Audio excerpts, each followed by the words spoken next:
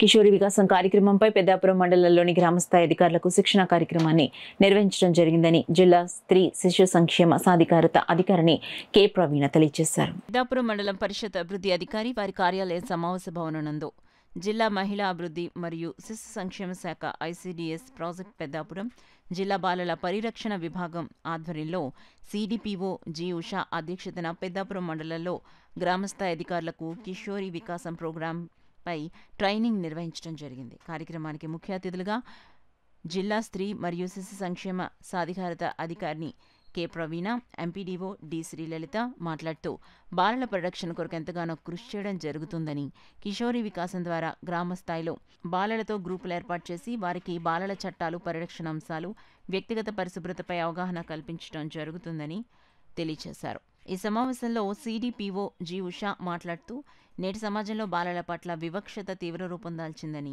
బాల్య వివాహాలు, బాలలపై వేధింపులు ఎక్కువవుతున్నాయని, బాలలను కాపాడవలసిన బాధ్యత అందరిపైన ఉందని తెలియజేశారు.